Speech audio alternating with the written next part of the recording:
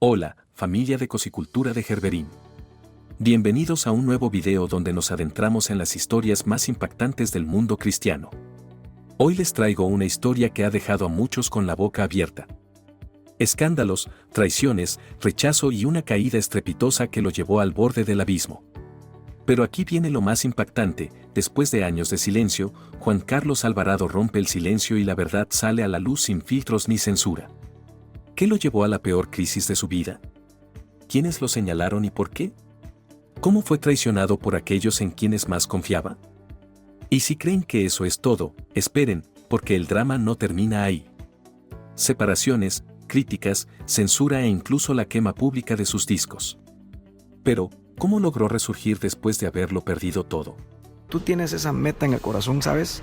Es la meta de Dios también. Dios hace todo para... Quédense hasta el final, porque esta historia tiene giros inesperados y revelaciones que nadie vio venir.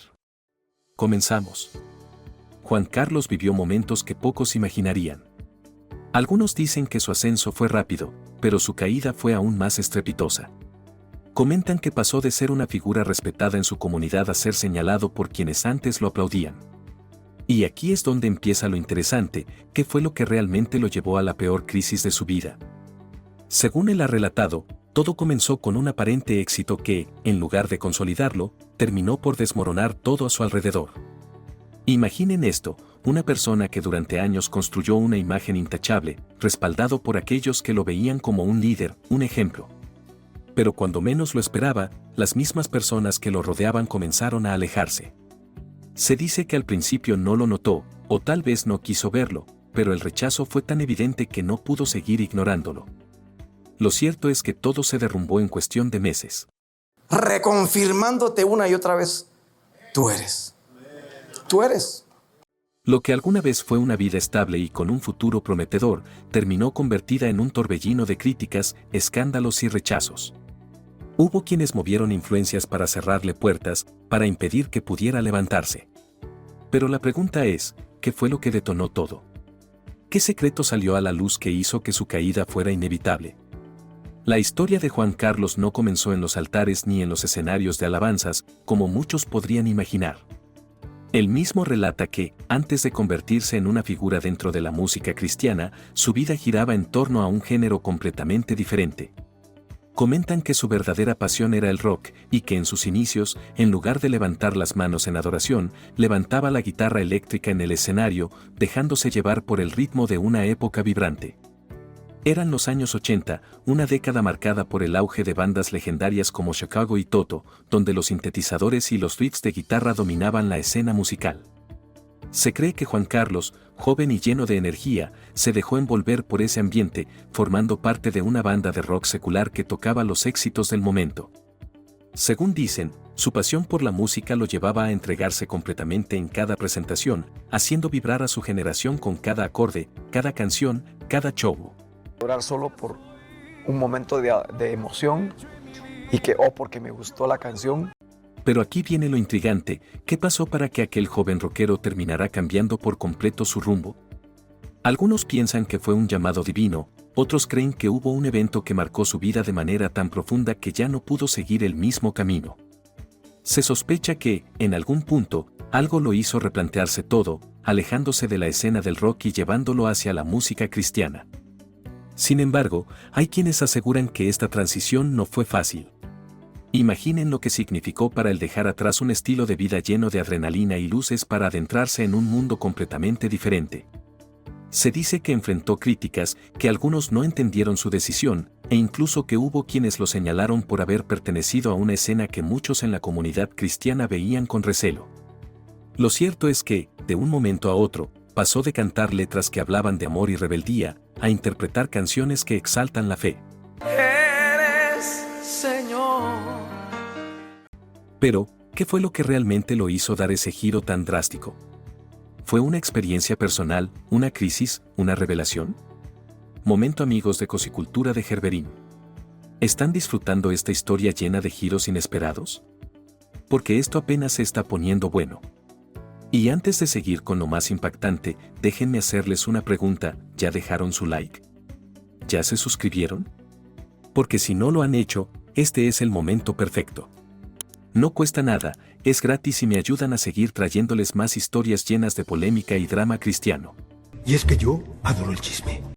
Así que, denle like, activen la campanita y sigamos con esta historia que, créanme, todavía tiene más tela de donde cortar. Vamos a lo bueno. Juan Carlos comenzó a ver la música con otros ojos. La alabanza dejó de ser un simple género y se convirtió en su misión.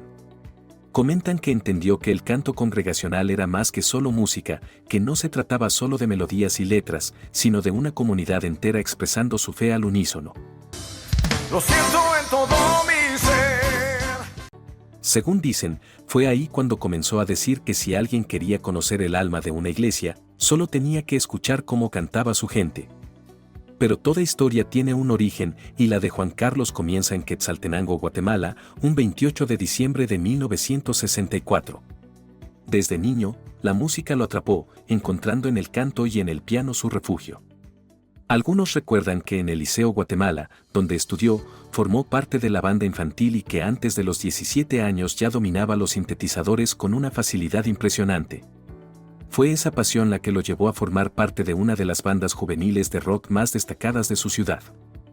Imaginen la escena, un grupo de jóvenes talentosos, entregados a la música, vibrando en cada presentación, convencidos de que el mundo estaba a sus pies. Quiero agradecerte. La vida del joven rocanrolero parecía completa, sin necesidad de cuestionamientos ni dudas.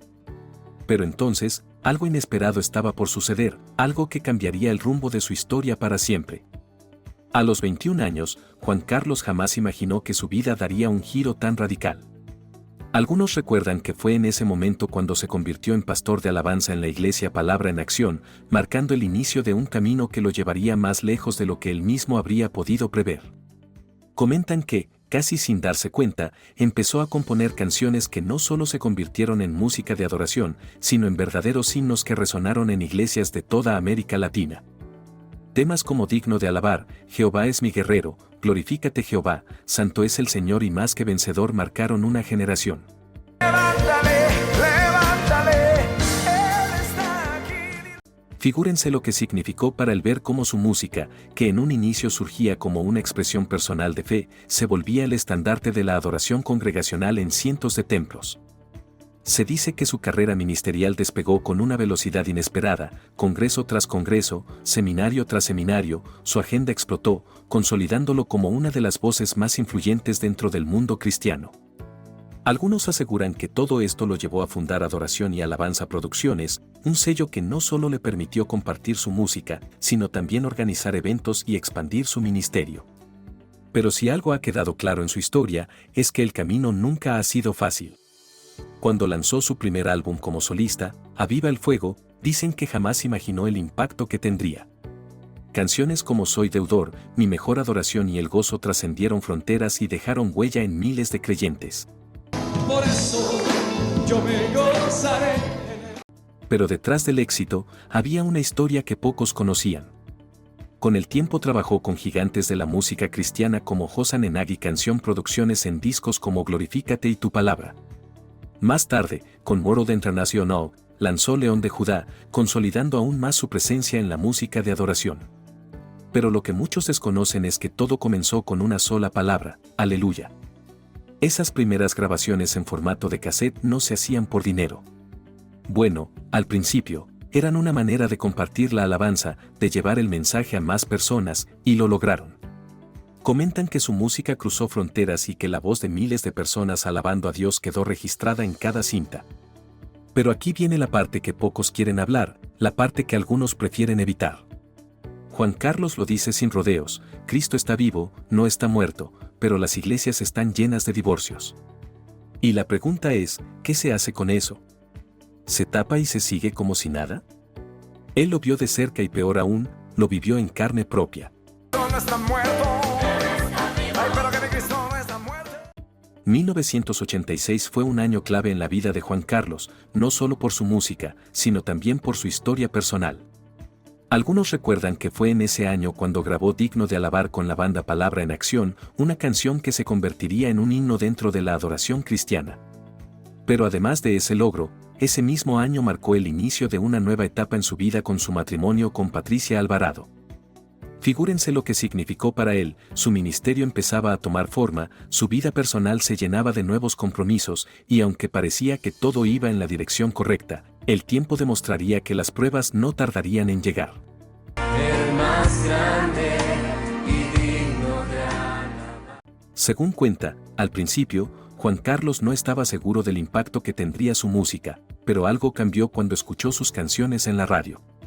En una época en la que la música cristiana no tenía mucho espacio en los medios, de repente sus melodías estaban resonando en los corazones de miles de personas. Para 1992, ya consolidado como ministro de alabanza, lanzó Aviva el Fuego, un álbum que representó el cumplimiento de un sueño.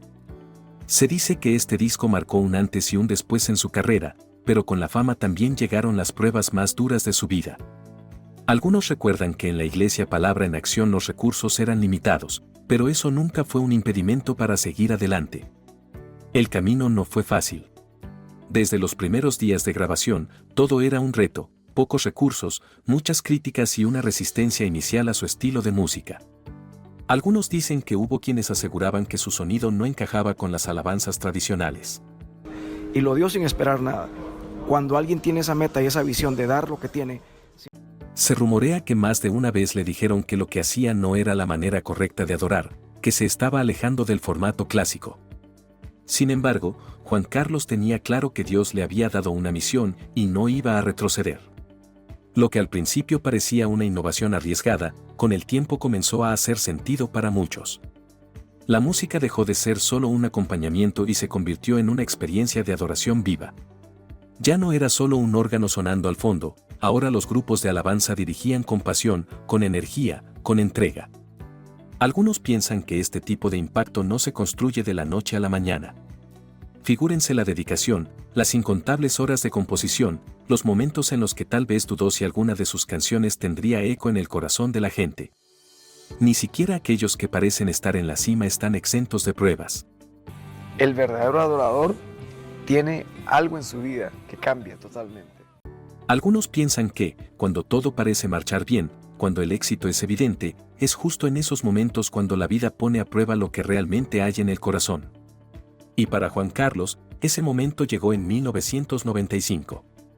Después de una década de ministerio, de bendiciones y de logros en la música, su vida personal empezó a desmoronarse.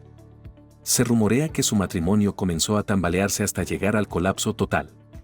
La separación no fue sencilla, y menos cuando su imagen pública estaba tan ligada al liderazgo espiritual. Pero lo que realmente impactó a muchos fue la razón detrás de la ruptura. Algunos aseguran que él mismo reconoció haber caído en adulterio, lo que llevó a un proceso legal complicado que culminó en el divorcio en 1997. Imaginen lo que eso significó. Un líder, un referente en la música cristiana, envuelto en un escándalo que muchos dentro de la comunidad religiosa consideraban inaceptable. Atravesé un divorcio. Y te lo voy a decir así, porque a veces parecemos que somos de cristal, todo perfecto, nadie de nada. Se dice que para él fue una de las etapas más difíciles de su vida, no solo porque su matrimonio se derrumbó, sino porque su imagen, su ministerio y su propio sentido de propósito quedaron en entredicho. En varias de sus predicaciones, él mismo ha hablado de esa época, admitiendo que fue un proceso doloroso y que sintió lo que muchos líderes evangélicos temen, el fracaso ministerial. Algunos recuerdan sus palabras en congresos dirigidos a hombres de fe, donde aseguraba que el estigma de la perfección en los líderes es una carga imposible de sostener. Según él, nadie es intocable, nadie está exento de atravesar valles y desiertos. Esa experiencia lo hizo replantearse muchas cosas. Algunos dicen que lo llevó a reflexionar sobre los límites entre el ministerio y la vida personal, a cuestionarse hasta qué punto su entrega a la música y a la iglesia había afectado su relación familiar. Lo cierto es que el golpe fue fuerte, pero lo que muchos no saben es cómo logró salir adelante después de ese colapso. Según él mismo ha dicho, si algo aprendió en esos años es que Dios nunca deja de obrar. Yo te soy muy honesto, yo pensé que ya se había acabado todo. La relación con Dios no. En medio del dolor, encontró refugio en la presencia de Dios, y que la música, que siempre había sido su forma de adorarlo, terminó convirtiéndose en el puente que lo sostuvo cuando sintió que todo se derrumbaba. Pero la pregunta sigue en el aire, ¿cómo fue que logró reconstruirse después de un golpe tan devastador? Él mismo dice que el dolor más grande que vivió no fue solo el colapso de su matrimonio, sino la separación de sus hijos. Algunos aseguran que ese fue el verdadero golpe que lo dejó sin fuerzas. Imaginen lo que significó para él ver cómo sus hijos eran llevados a Canadá, mientras él permanecía en Guatemala, atrapado en la impotencia de no poder abrazarlos, de no poder compartir con ellos su día a día.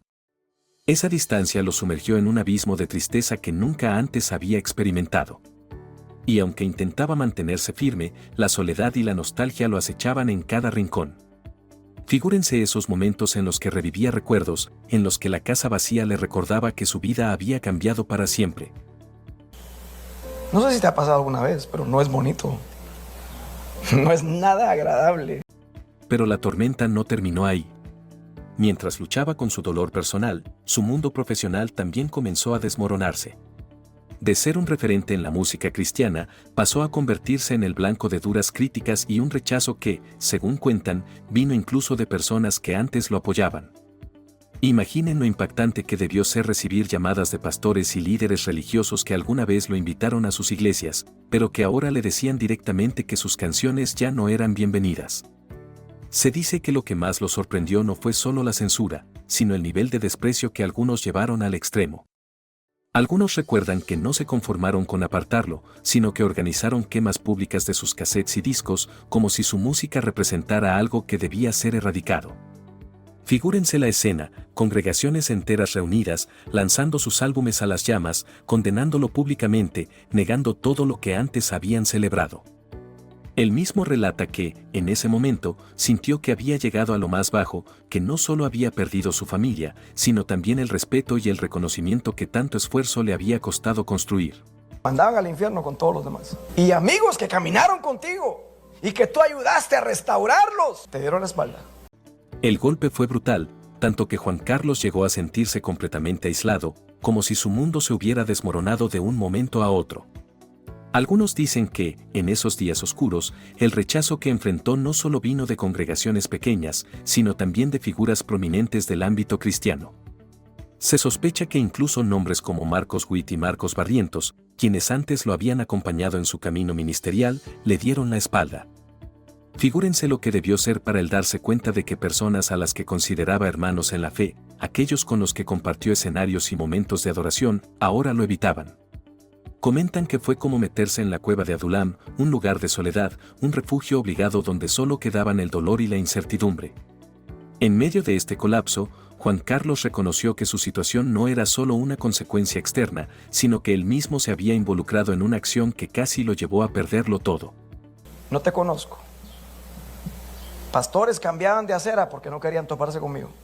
Pero lo más devastador no fue el rechazo en sí, sino la frialdad con la que fue tratado por aquellos a quienes alguna vez ayudó.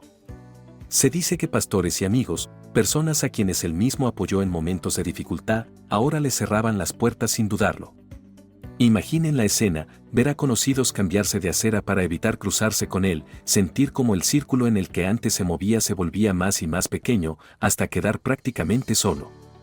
Cuando todo parecía perdido, Juan Carlos logró hacer lo impensable, resurgir. Algunos creen que su historia pudo haber terminado en ese abismo de soledad y rechazo, pero contra todo pronóstico, en 1998, su camino tomó un giro inesperado. Comentan que, a pesar de las puertas cerradas y las críticas, encontró una nueva oportunidad en Hallelujah Records, la disquera con la que lanzó su primer álbum de colección. Dios te levantó a ti. ¿Cómo? De la misma forma que David. Pero lo que realmente marcó su regreso fue lo que sucedió en 1999.